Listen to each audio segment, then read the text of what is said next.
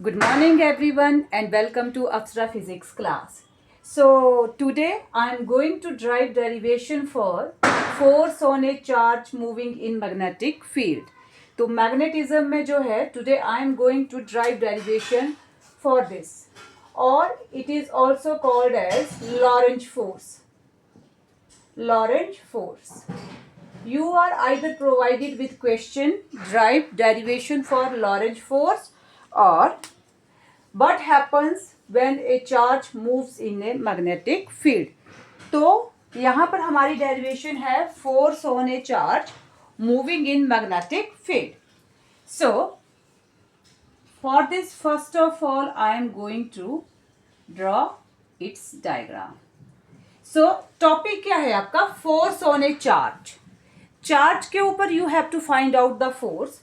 So let's consider a charge plus q. हमने माना कि हमारे पास एक चार्ज पार्टिकल है that is moving inside magnetic field जिसकी फील्ड स्ट्रेंथ है B.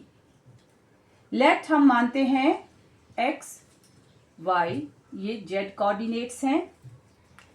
This charge plus q is going to move inside magnetic field whose field strength is B and let this magnetic field is acting along z axis. हमने ले लिया कि field जो है magnetic field जो है that is acting along z axis and this charge plus q is moving inside this magnetic field with velocity v. जब move करेगा तो ऑब्वियसली इसकी कोई वेलोसिटी होगी. तो हमारे पास simple let's consider a charge particle plus q moving inside magnetic field with velocity b. तो when this charge particle moves inside this magnetic field, तो वहां पर it will experiences a force. इस फील्ड के कारण this charge particle will experience a force and let this force is F experienced by it and this force is acting along x axis. Simple इतना ही हमारे पास assumption है, इतना ही हमारे पास total है. क्योंकि चार्ज पार्टिकल मैग्नेटिक फील्ड में move कर रहा है तो obviously when charge particle magnetic field में मूव करेगा then that will experience magnetic, वो वहां पे फोर्स एक्सपीरियंस करेगा because of that magnetic field. So हम यहां पे लिखते हैं इसका पहले. Let's consider a charged Let's consider a charged particle of charge q moves inside magnetic field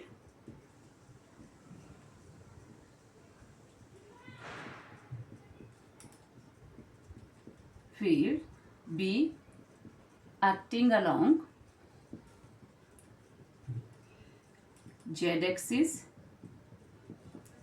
with velocity v.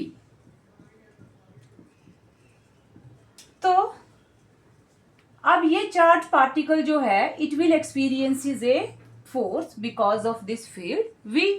So हम मान लेते हैं let F be the force experienced bye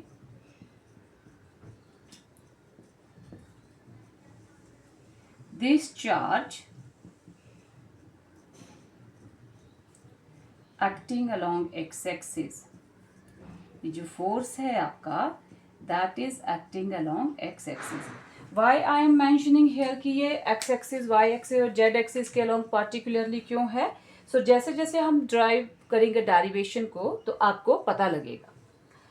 अब क्या हुआ, ये जो फोर्स है which is experienced by this charge, अब ये फाइंड आउट हुआ कि this force is directly proportional to, एक तो ये चार्ज के ऊपर डिपेंड कर रहा है force, then this force is directly proportional to magnetic field B, जो बी है उसके ऊपर, and this force is directly proportional to v sine theta.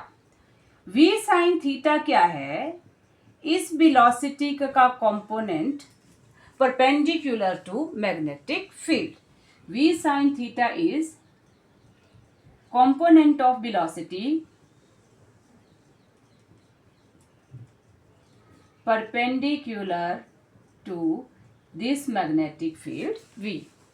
तो ये जो force experienced by this charge that depends upon the charge on particle, the magnetic field and the velocity component perpendicular to that of magnetic field. So sin theta वाला component जो है वो perpendicular है यहाँ पे. तो अगर मैं इन तीनों को जब इंटीग्रेट करती हूँ, it means it implies force is directly proportional to QVV sin of theta. Force जो है this is proportional to this.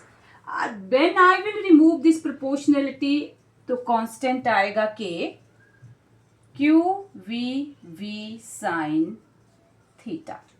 अब ये जो constant K है its value will be 1. इसकी वैल्यू है 1 constant K की, तो हम इसको रिमूव करेंगे and now we are left with force. अब हम जिस फोर्स से बचेंगे यहाँ पे that will be F is equal to QVV sin theta. This is the force experienced by this charged particle in magnetic field B. यहाँ पे ये जो फोर्स होता है इसको हम लॉरेंज फोर्स बोलते हैं. This is the Lorentz force. अब यहाँ पर हम ये देखो फील्ड आपका जो V है you can find out it is equal to F upon QV sine of theta. अब अगर आपने इसके यूनिट्स फाइंड आउट करने हैं, units of magnetic field B, तो देखो V is equal to F upon QVV sine theta. अब force जो है उसके यूनिट्स होते हैं न्यूटन अपॉन चार्ज के यूनिट आपके कूलम्स, वेलोसिटी के यूनिट है मीटर पर सेकेंड और साइन थीटा ये 1. तो ये आपके पास जो आएगा that is equal to 1 tesla. तो आपके मैग्नेटिक फील्ड के यूनिट क्या होते हैं? टेस्ला.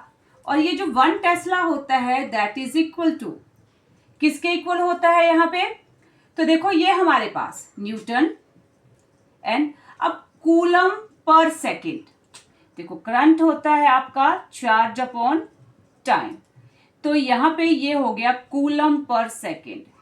कूलम पर second that is equal to 1 ampere. So you can take it coulomb per second, it is ampere and meter. तो 1 टेस्ला हो गया आपका न्यूटन पर एम्पियर पर मीटर. ये मैं इसलिए यहाँ पे कर रही हूँ बिकॉज कॉम्पिटिटिव में ऑलवेज आपके पास ये पुट कर दिया जाता है कि 1 टेस्ला इज इक्वल टू ये, या जो आपका 1 टेस्ला है हमारे पास वो वेबर की फॉर्म में भी लिखा जाता है. तो वेबर जो हैं वो होते हैं हमारे units of magnetic flux. Magnetic flux जो है हमारे पास आगे टर्म आएगी, तो ये होता है साथ में 1 वेबर पर मीटर स्क्वायर. तो 1 tesla either it is equal to newton पर एम्पियर पर मीटर और 1 वेबर पर मीटर स्क्वायर. वेबर कहाँ से आया? मैंने कहा ये जो वेबर है this is unit of magnetic flux. Magnetic flux तो इलेक्ट्रिक फ्लक्स की तरह ही मैग्नेटिक फ्लक्स जो होता है that is equal to magnetic field into area. तो यहां से अगर आप B फाइंड आउट करो तो मैग्नेटिक फ्लक्स अपॉन एरिया. तो फ्लक्स के यूनिट होते हैं वेबर और एरिया के यूनिट होते हैं मीटर. तो ये बन गया आपका वेबर पर एरिया के मीटर स्क्वायर पर मीटर स्क्वायर. सो ये जो होता है ये आपको माइंड में रखना है ऑलवेज, क्योंकि कंपटीशन में हमेशा ही मोस्ट प्रोबेबली ये पूछा जाता है. अब हमारे पास मैग्नेटिक फील्ड के यहाँ पे यूनिट्स भी आ गए। फिर एक और रिजल्ट है, ये जो मैग्नेटिक फील्ड है, टेस्ला जो है इसके एसआई यूनिट्स हैं, units SI unit of magnetic field. इस मैग्नेटिक के सीजीएस यूनिट जो होते हैं that is gauss. CGS unit of magnetic field is gauss और 1 टेस्ला जो होता है that is equal to 10⁻⁴ gauss. This is again very very important. Gauss is unit of magnetic field in CGS system and Tesla is unit of magnetic field in SI system, and both are related as 1 Tesla is equal to 10⁻⁴ Gauss. फिर उसके बाद ये तो आ गए हमारे unit यहाँ पे। अब मैं यहाँ पे I am going to consider some special cases. Special cases क्या है, यहाँ पर जो मैंने कहा कि फील्ड जो है आपका जेड एक्सिस के अलोंग, फोर्स एक्स एक्सिस के अलोंग and perpendicular component of velocity along y axis. अब देखो स्पेशल केसेस। अब जब मैं स्पेशल केसेस यहाँ पे ले रही हूँ तो मैं फर्स्ट लेती हूँ when charge is at rest. हमारा जो चार्ज है दैट इज एट रेस्ट। जब हमारा चार्ज रेस्ट के ऊपर है it means its velocity is 0। Velocity अगर 0 है देन फोर्स, तो फोर्स आपके पास Q B V, velocity 0 sine theta, तो कितना आ गया ये हमारा, that is 0। It means when charge particle is in rest in this magnetic field, then force acting on it is 0. Second है when charged particle moves parallel or anti parallel to magnetic field.